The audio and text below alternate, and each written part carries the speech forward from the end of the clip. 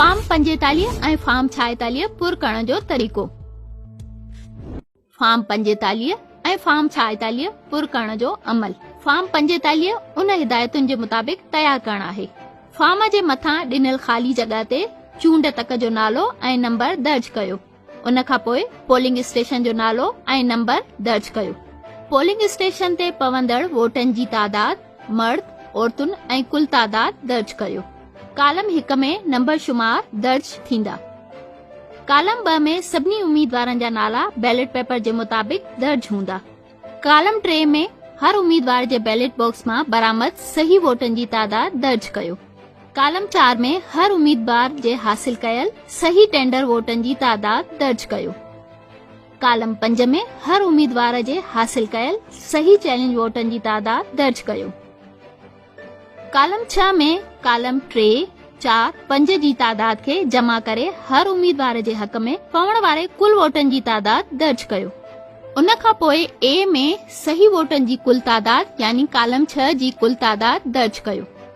B में गणप खां ख़ारिज थियल वोटनि जी तादाद में पहिरियों बैलेट बॉक्स में बरामद थींदड़ वोटनि जी गणप, पोइ गणप खां ख़ारिज कयल टेंडर वोटनि जी तादाद ऐं गणप खां ख़ारिज थींदड़ एतराज़ वोटनि यानी चैलेंज वोटनि जी तादाद दर्ज कयो। उन खां पोइ बी जो मजमूओ ऐं पोइ सी में ए ऐं बी जी तादाद जमा करे लिखो।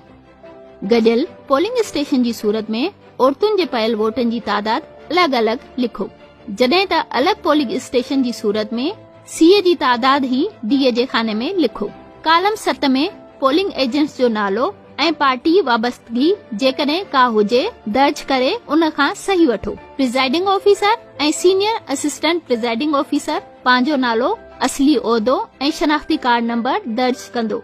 आख़िर में मुख़्तस कयल जॻह ते पंहिंजा सही ऐं अंगूठे जो निशान लॻाईंदो।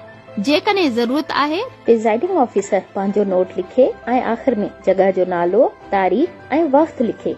यादि रहे त प्रिजाइडिंग ऑफिसर हिते रिज़ल्ट जी पुॼाणीअ ताईं जो वक़्तु लिखंदो ऐं हू फॉर्म 45 खे आरओ खे मोबाइल ऐप जे ज़रिए मोकिलींदो। फॉर्म 46 खे उन तरीक़ेकार जे तहत पुर करणो आहे।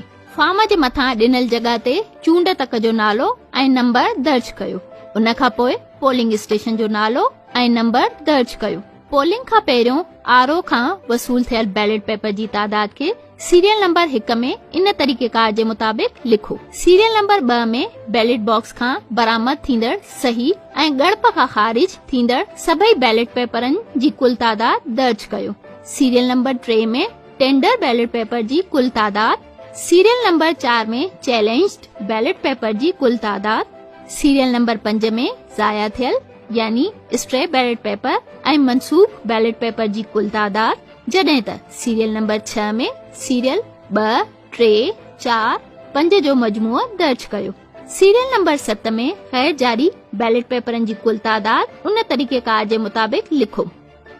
सीरियल नंबर 8 में सीरियल नंबर 6 ऐं 7 में दर्ज थियल बैलेट पेपरनि जी तादाद जो मजमूओ लिखो। सीरियल नंबर 1 में दर्ज थियल बैलेट पेपर जी कुल तादाद खे सीरियल नंबर 8 जी कुल तादाद जे बराबर हुअणु घुर्जे।